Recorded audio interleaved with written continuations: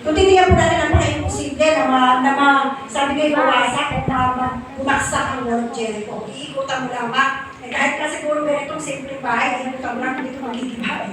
Pero sabi nga po, ito yung pinagawa ng Panginoon. At napakalaki po ng ipinakikita ng Diyos dito sa ating lahat. Sabi nga po, meron pong aral na ipinakikita ang Diyos sa ating lahat. Sabi po dito, sa ikapitong araw, inikot nila ang lungsod ng 7 beses. Di ba? 6 na araw, 1 beses silang iikot. Sa ikapitong araw naman, ang gagawin nila, sabi dito, ay inikot nila ang lungsod ng 7 beses naman. Noong pinaka-last day na 7 araw, 7 beses naman nila inikot yung wall of Jericho. Natumulang ang mga trumpeta, inutos ni Joshua at sumigaw ang bayan. Na marinig ng bayan ang tunog ng trumpeta, sumigaw ang bayan ng malakas at ang pader ay bumuho. Ang sabi po sa 6:20. Yan. Kaya hinipan nga ng mga pangay ang mga trompeta at nagsigaw ang napakalakas ng mga tao nang marinig iyon. Bumagsak ang mga pader ng lungsod at sumalakay sila.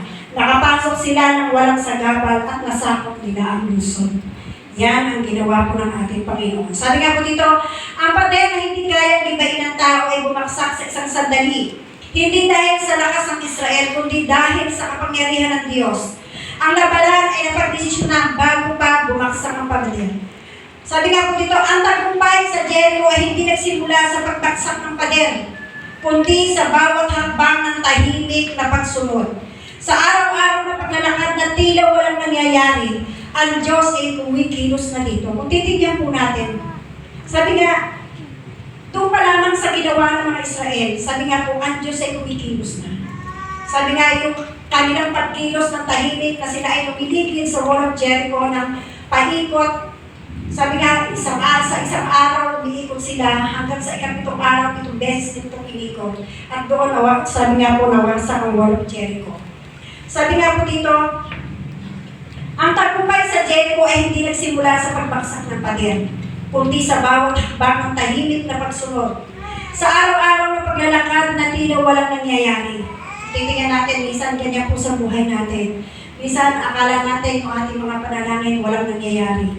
Pero ang Diyos ay kumikilos na. Dito ay sinabuhay ng Israel ang katotohanan, ang sabi po sa Kawikaan 3:5. Ang sabi po dito, kaya huwag kang magtiwala buong puso at lubusan at huwag kang mananangan sa sarili mong kanungan. Dito po sinasabi na ang tagumpay sa Jericho ay hindi nagsimula doon, kundi sabi nga po ay doon sa pagsunod nila. Sa personal na antas, ang wall of Jericho ay nagsisilbing paalala sa ating mga kapatid. Bilang isang taong naniniwala na kailangan may gawin ako upang makamit ang tagumpay. Madalas, akong nahihirapang magtiwala kapag wala akong nakikitang agahang resulta. Ganyan po tayo mga kapatid, diba? Kapag minsan, marami tayong, sabi nga po, mahaba yung ating, sabi nga, halos araw-araw tayo na nanalangin. Pero may mga pagkakataong akala natin, walang resulta yung ating mga panalangin. Pero minsan nga, diba, minsan sasabihin pa natin, bakit kung kailan po pinapanalangin, parang kung kailan naman talaga sila, umaatake. Pero yung minsan talaga nakikita natin na parang walang nangyayari. Pero sabi nga po dito,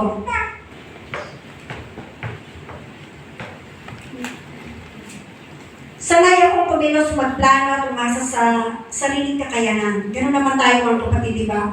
May mga pagkakataon kumikilos tayo, nagpaplano tayo. At minsan may mga pagkakataon sa sarili natin kakayanan tayo nagtitiwala. Katulad ng sinabi natin kanina, huwag tayo magtiwala sa sarili natin. Ngunit pinapaalala ng Jericho na may laban sa buhay na hindi kayang panalunin ng sobrang pagpupulilit. Minsan diba, pinipilit natin.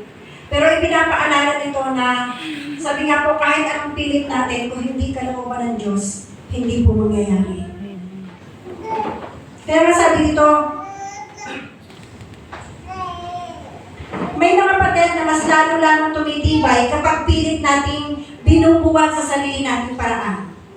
At may mga pagkakataon na ang hinihingi ng Diyos ay hindi mas malakas na aksyon, kundi mas malalim na pananampalataya. Tulad ng sinasabi sa kasulatan, sa Sakaraya o Zacarias 4:6. Sabi nga, ang pangako ng Diyos kay Zerubbabel. Sinabi sa akin ng anghel ang pinasasabi ni Yahweh para kay Zerubbabel.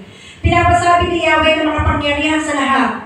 Ang tagumpay ay hindi makakamit sa pamamagitan ng lakas ng hukbo o sariling kapangyarihan, kundi sa pamamagitan lamang ng aking Espiritu. Amen, mga kapatid. Sabi nga po, sa buhay po natin, may mga bagay na minsan ipinipilit natin, ngunit lalong hindi tinutugon ng Panginoon. Bakit? Kasi alam ng Diyos na ito hindi makakabuti para sa atin. Sabi nga, tulad ng sinasabi diyan sa kasulatan, ang Jericho ay isang lungsod na dinisenyo para hindi mapasok, ngunit ito ay bumagsak dahil sa pagsunod at pagtitiwala sa Diyos. Ganon din sa buhay natin, mga kapatid. May mga pader na tila hindi natin kaya lampasan. May mga problema, takot at sitwasyong lampas sa ating kakayanan.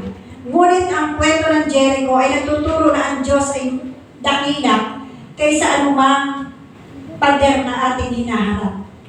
Ang Panginoon ay nakikipaglaban para sa atin. Sabi nga sa Exodus 14:14. Sabi dito, ipagtatanggol kayo ni Yahweh kung manatag lamang kayo. Pero hindi po ibig sabihin yan, ay sabi nga po dito, hindi ibig sabihin yan, ang pagtitiwala sa Diyos ay hindi namangahulugang kawalan ng pagkilos, kundi ang pagsunod sa kanyang kalooban sa tamang panahon at paraan. Ang utos ng Diyos sa Jericho ay isang natatanging pangyayari sa kasaysayan ng Israel at hindi isang pangkalatang estratehiya para sa lahat ng sitwasyon. Ang layunin ng salaysay na ito ay paalala na sa gitna ng ating pagsisikap, ang tunay na tagumpay ay nagmumula pa rin sa Diyos. Amen, mga kapatid. Sabi nga, ito po yung 7 na ating matututunan. Ang sabi po dito, una, sundin ang Diyos kahit na imposible. Amen? Kahit na imposible, kung ano yung pinapagawa sa atin ng Diyos, gawin po natin. Katulad ng wall of Jericho. Kung titingnan natin, imposible, di ba? Imposible na sabi nga, iikutan mo lamang yung wall of Jericho, ito ay mawawasak. Pero sabi nga, pinapaalala sa atin ng kasaysayan ito, na sabi nga po, sundin natin ang kalooban ng Diyos kahit na imposible. Sa palagay namin ay imposible. May mga sabi nga po, sabi nga hindi sa ating sariling lakas at kaunman, sabi nga tayo magtatagumpay. Maliban, tayo ay tulungan ng madalas ng Espiritu. Kaya nga, sundin natin ang Diyos kahit na imposible. Pangalawa, sabi po dito,